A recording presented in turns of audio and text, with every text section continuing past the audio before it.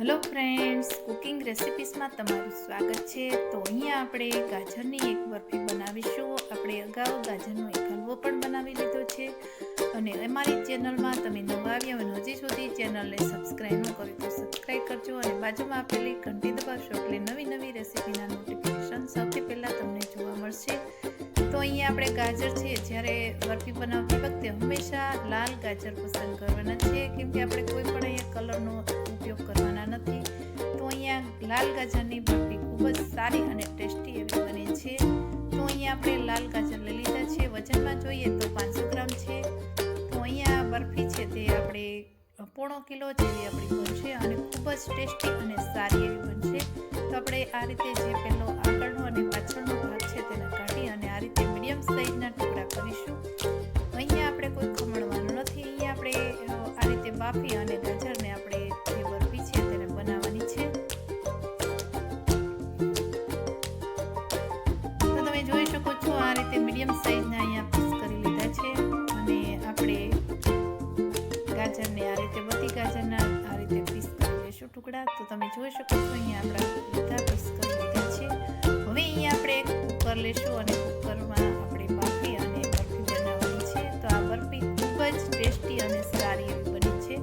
તો અહીંયા આપણે 1 ચમચી જેટલું આપણે ઘી એડ કરીશું અને ઘીમાં જ આપણે છે ગાજર તેને 30% જેવા આપણે કૂક કરી લઈશું એટલે ગાજર છે તે સરસ એવા બફાઈ જશે અને જે પાણીનો ભાગ હશે તે 50 દૂર થઈ જશે.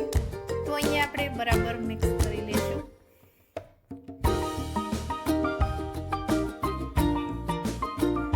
તો અહીંયા આપણે ચમચીની મદદથી ગાજર આ રીતે કૂક થાય એ રીતે એક સીટી આપણે વિસલ કરી લઈશું અને ત્યાં સુધી થવા દેવાનું છે. તો આ રીતે આપણે મિક્સ કરી લઈશું. 2 મિનિટ જેવું થઈ ગયું છે અને ગાજરે થોડાક એવા આપણે આ રીતે ઘીમાં આ રીતે કોટિંગ થઈ ગયા છે અને કુકરની આપણે એક વિસલ કરી લઈશું અને ગેસની આંચ એકદમ સ્લો રાખવાની છે. અહીંયા એક વિસલ થઈ ગઈ છે અને અહીંયા મલાઈવાળું દૂધ છે તે હું અહીંયા 2 કપ જેટલું આપણે એડ કરીશું એટલે 1/2 લીટર જેવું મેં અહીંયા દૂધ એડ કરેલું છે. અને તમે જોઈ શકો છો અહીંયા આપણી વિસલ થઈ ગઈ છે અને આપણા ગાજર છે તે સરસ એવા સોફ્ટ અને કૂક થઈ ગયા છે. તો અહીંયા મિક્સરની મદદથી આ રીતે આપણે એને ક્રશ કરી લઈશું. એકદમ ક્રશ કરવાનું છે. આપણે પાવભાજીને આ રીતે મેસર કરતા હોય એ રીતે મેસર કરવાનું છે. 5 મિનિટ જેવું મેસર થાય તો તમારાથી આ રીતે ન થતું હોય તો તમે મિક્સરમાં અથવા બ્લેન્ડરમાં પણ ફેરવી શકો છો. તો અહીંયા આવું આપણે 5 મિનિટ આ રીતે મેસરની મદદથી કરીશું એટલે તમે જોઈ શકો છો આ રીતે એકદમ બરફીનું અહીંયા ગાજર છે તે બની જશે રેડી.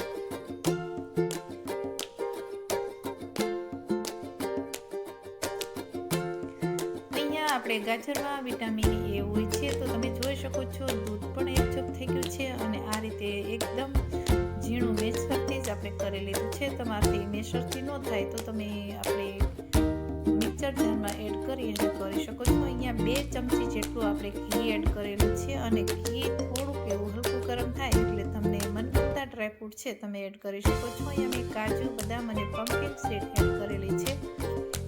તેને પણ આપણે સાતરી લઈશું.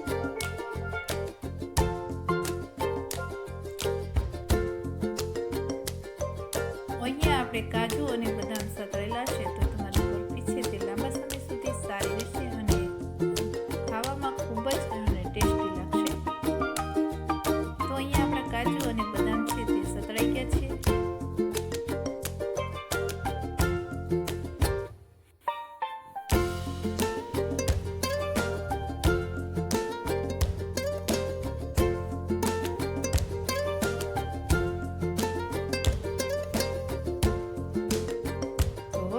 જોઈ શકો છો અહીંયા આપણે ગાજરનું આ રીતે મેસરની મદદથી કરેલું છે એકદમ બરફીનું બેટર છે તેને એડ કરી દઈશું અને એને પણ મિક્સ કરી દઈશું. હવે અહીંયા આપણે નોનસ્ટિક છોડે ત્યાં સુધી આપણે તેને થવા દેવાનું છે અને વચ્ચે વચ્ચે આ રીતે હલાવતું રહેવાનું છે એટલે જે દૂધ છે તે બળી જશે.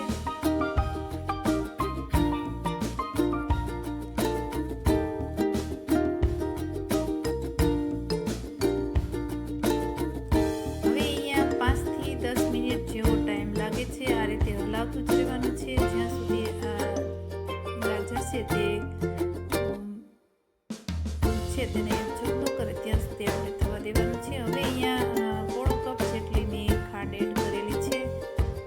અહીંયા તમે ખાંડ દળેલી પણ એડ કરી શકો છો, પણ મેં આખી ખાંડ એડ કરી છે કેમ કે અહીંયા સરસ એવી પીગળી જશે એ ગરમ ગાજરમાં. તો અહીંયા આપણે ગાજરને પણ આ રીતે થવા દેવાના છે. હવે અહીંયા ગાજર થોડીક એવી અહીંયા ખાંડ છે તે પાણી છોડશે. હવે અહીંયા મેં તપકીરનો લોટ છે તે એડ કરેલો છે. તો અહીંયા તપકીરનો લોટ એડ કરવાથી તમારી જે બરફી છે તે ખૂબ જ સારી અને ટેસ્ટી એવી બનશે અને એકદમ થીક એવી થઈ જશે. તો અહીંયા આપણે એક તપકીરનો લોટ 2 ચમચી જેટલો એડ કરેલો છે.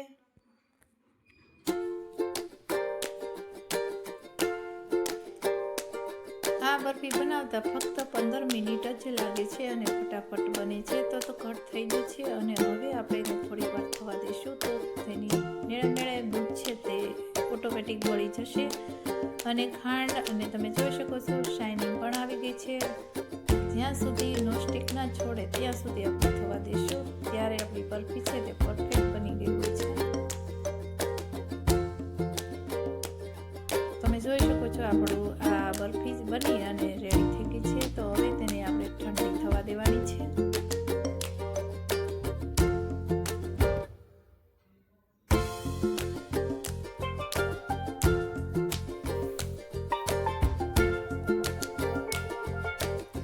હવે અહીંયા અડધી ચમચી જેટલો આપણે ઇલાયચી પાવડર છે તેને એડ કરેલું છે. તેનાથી ખૂબ જ ટેસ્ટ સારું એવું આવે છે. તેને પણ આપણે મિક્સ કરી દઈશું.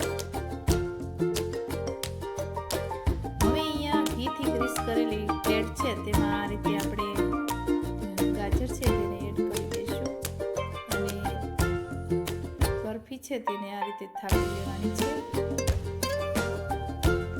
જેમ ઠંડી થશે તેમ સરસ એવી આપણી બરફી બની જશે. અહીંયા તમે મનગમતા ડ્રાયફ્રૂટ એડ કરી શકો છો. તો આ રીતે આપણે પ્લેટમાં પાથરી દઈશું.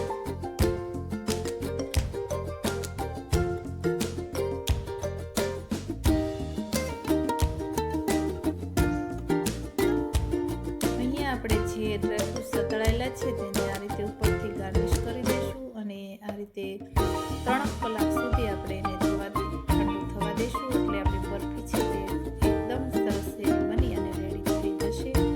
પછી તમે સર્વ કરી શકો છો.